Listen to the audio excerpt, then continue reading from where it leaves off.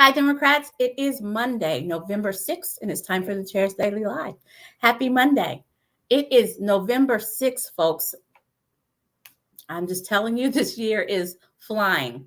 We are 1 year out from the election next year when we're electing for the presidential election. 1 year out from the presidential election. It is coming, it is clicking, it is happening. And every day I'm amazed at how quickly we get close to it. But I'm going to talk about that a little bit later. It's Monday, so I have to update you on how many mass shootings we've had in the United States because I don't want this to fall off your radar. I don't want for us to think of this as just a normal part of life and we don't think about it. And when someone tells you tomorrow what the number is, I don't want you to be shocked. We have had 676 mass shootings in America in 2023. 676 mass shootings. Mass shootings are defined as 4 or more people, not including the shooter, were shot. Not necessarily dead, but shot. 4 or more people. It doesn't take into account the one-offs, doesn't take into account when one person shoots another person or one person shoots 3 people. This is only if one person shoots 4 people. 676 times in the calendar year 2023 in America. 676 times. That's where we are. I want to not talk about it, but I'm afraid. I'm afraid that it will just become part of who we are. And it will just become accepted and acceptable. And I'm not ready for that to be our reality, although it kind of feels like it. Alrighty, so this weekend was Bedlam. It was Bedlam. It was the last Bedlam in the way that we know it. Apparently, OU and OSU will play each other in football sometime in the future, but it's a weird way of scheduling it because they're in different conferences. But the final Bedlam game was this weekend. I am an OU alum. Our vice chair, Corey Williams, is an alum of OSU. So we put up a little wager and we put it to our donors and asked, who do you think will win? So here's the thing. OU donors in this particular wager were more generous than OSU donors. I guess they were saving all their money and saving all their energy because OSU was victorious. OSU won the actual competition. But so I want to say congratulations to the Cowboys. Congratulations. And I want to say thank you to both the Cowboys and the Sooner donors in showing your support for the party and for your team. So that was kind of a fun, interesting little thing that we did this past weekend. And I'm a little sad, only a little, because I don't care about football at all. But as the last Bedlam for OU to have lost is a little bit of, but there we go. So we are 1 year out from the presidential election. And the news is talking all doom and gloom about doom and gloom about who the obvious 2 choices are going to be. Doom and gloom about the repeat of what happened in 2020. Doom and gloom about Joe Biden's rankings, his poll rankings and all that kind of jazz. But the reality is that if you look at poll rankings this time, a year out for the elections, the eventual victor is never in a good place at this spot, right? And so I choose to look at it as he's in the place where the eventual victor usually is at this time. So maybe that means he's the eventual victor, but I'm not going to depend on chance. We're going to keep doing all of the work. And so part of doing the work is reminding you what's at stake. So I'm getting ready to give you a list. I want you to pay attention. Here are some of the things that are at stake in this next presidential election. Today, the former president and the Republican frontrunner had to testify in court in a case that he has already been found guilty in. He's already been found guilty of fraud. And he had to testify today because they're trying to figure out what the punishment, what the penalties are going to be. His oldest two sons testified last week, and they were basically saying, no, it was the accountants. We don't know what happened. However, the former president got in there today, was argumentative, rambling, bragging, and seemingly admitting to the fraud. And we don't need him to admit it because he's already been found guilty, but seemingly admitting to the fraud. And then he stormed out and said, this is a bad case and it should be thrown out. No, sir, you've already been found guilty. Now they're just trying to figure out what the penalties are. But that just happened today. That's the guy who's at the top of the ticket on the Republican ticket, is a guy who had to show up in court today to admit guilt to fraud. And he wasn't smart enough to keep his mouth shut. He made the case against himself worse by admitting that he looked at the paperwork, admitting that he signed off on the paperwork. He can't even pretend and push it off, which makes what Chris Christie said this weekend to a bunch of people in Florida appropriate. He said to a bunch of people who we can only assume were Trump supporters, because when Chris Christie walked on out the stage, they kept hollering, Trump.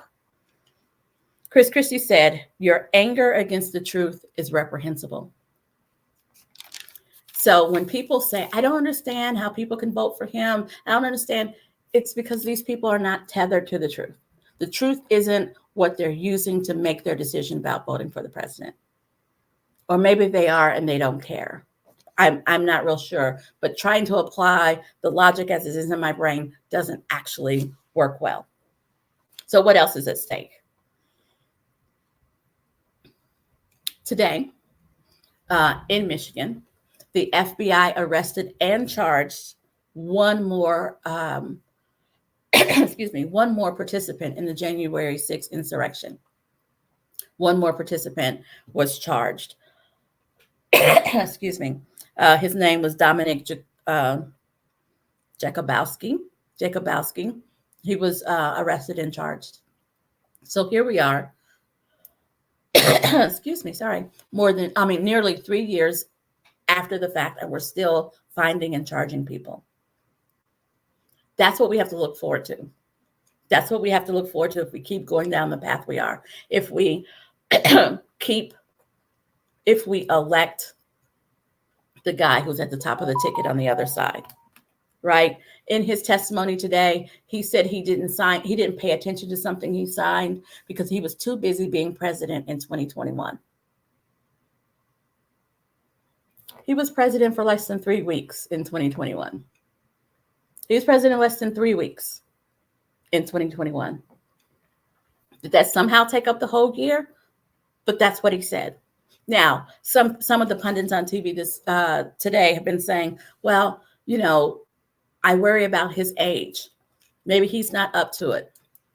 That has nothing to do with his age and whether he is losing it. It had everything to do with him trying to be evasive and trying not to admit and trying to skirt his responsibility in the fraud case.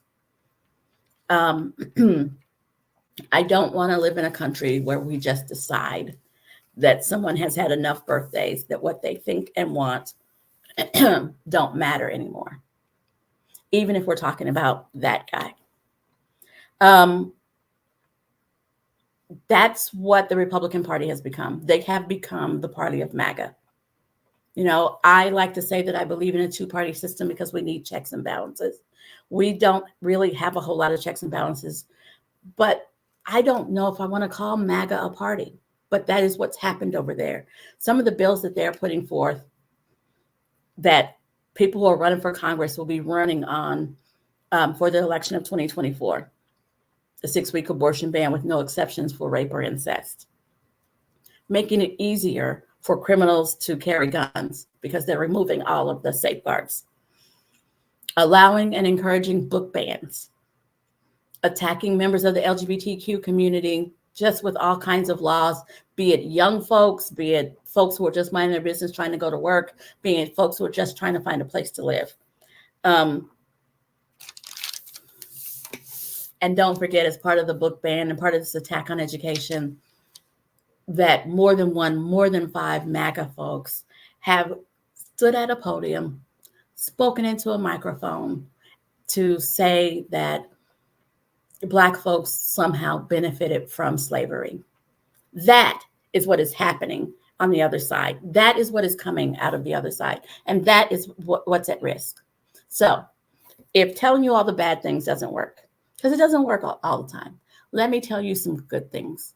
Let me tell you some good things about the Biden-Harris camp, but the Biden-Harris administration.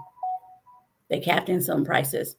Like I said, all my adult life, there's been talk about capping prices and blah, blah, blah. They capped insulin prices. President Biden passed the largest climate action bill that has ever been passed. When I travel all over the state, a lot of Democrats say, Democrats aren't talking enough about climate. Democrats aren't focusing on climate. Climate is the most important thing. If climate is the most important thing to you, then you need to follow President Joe Biden, because he passed the largest climate package that has ever been proposed, let alone passed. He got passed a bipartisan gun safety bill. He is pushing that we build stuff and buy stuff made in America. Student loan debt relief. One of the first things he did as president was he raised the minimum wage for federal employees to $15. Still not quite a livable wage, but it was more than double what they were making. Expanding broadband by actually putting money towards it. Expanding rail travel. Those are things that affect everyday Americans. And so whether you are moved by all the crazy that we need to avoid or all the good that the president is doing, I just want you to be moved. I want you to go out and check your voter's registration and make sure that it's up to date. I do not want you to wait until it's time to vote and find out that you've been purged because you skipped a couple of elections. Make sure that your voter's registration is up to date. Make sure that everybody you come in contact with this week, I don't care how many people that is, I don't care if it's 1 or if it's 20, everybody that you come in contact this week, you need to ask them, is your voter's registration up to date? And now we can check it on the phone. And if it's not, you can correct it on the phone. Please make sure that everyone you know is registered and that their registration is up to date. Sharing is caring. That's what we can do. And we can tell the tale. We can go out. The chair of Congressional District 2 Democrats, Rayanne Wilson, is always talking about, if we don't tell our story, who will? So I'm asking you, go out, tell the story of the great things that the Biden-Harris administration are doing. And they are great things. Capping medication prices for our seniors, making sure to take care of veterans' health who are exposed to burn pits. Those are wonderful things. They're not the ones blocking promotions for the military. They're not the ones trying to tell women what to do with their lives. We have to tell our story, because I believe that a lot of folks are sleeping on the Biden-Harris administration. They don't know the good things that this administration has done, because they're getting all of this malarkey about how things are worse. I know that gas a couple of blocks from my house is less than $3. Don't remember the last time it's been that way. So if people want to talk about inflation and how it's not affecting people directly, I think, what are you doing? How are you not paying attention? Because I am very keenly aware of how much gas is, as much driving as I do. And I bet everybody else is too. We have to tell the story. And yes, I know the president doesn't control gas prices. However, every time the gas prices go up and it's a Democrat president, somehow presidents are in control. So point it out. They use it, we can use it. We got to tell the story. So I'm encouraging you guys to spend the next year figuring out how you can help, figuring out who you can help. There are tons of candidates that are out knocking doors every weekend, and some are doing it during the week, and the weather is great. Find a candidate, go knock some doors. There are tons of candidates who need people to help them rally volunteers. Find a candidate, help them call volunteers. Now's the time to find your candidate, dig in, and start donating. If you don't have a lot of money and you can just donate $20 a month, I promise you, I have not talked to a candidate in the last 8 years who wouldn't take that $20 a month. They all know that $20 a month will let them plan. So today is the first day of the week. Today is the first Monday of November, and I'm using this as a fresh start. I want us to start thinking about what are we going to do for the next 364 days? How are we going to prepare Oklahoma to be in a better place in the next 364 days? I hope I've given you some ideas. I hope that you're already making moves. I hope that you are already committed to helping improve Oklahoma. All right. I will be back here tomorrow at 4:15 with more information of what's going on in politics in Oklahoma. But in the meantime, check out Scott Hamilton on the Hamilton Report this evening at 6:30. You can find him on his personal Facebook page, the Oklahoma Democratic Party Facebook page, and the Oklahoma Democratic Party YouTube page at YouTube OK Democrats, Facebook OK Democrats. He's going to be joined by a candidate for city council that is near and dear to my heart tonight at 6:30. Please check him out. Check him and Rita Maxwell out tonight and hear how you can help a candidate who's running for at the city level. You guys have a great evening, and I'll see you tomorrow.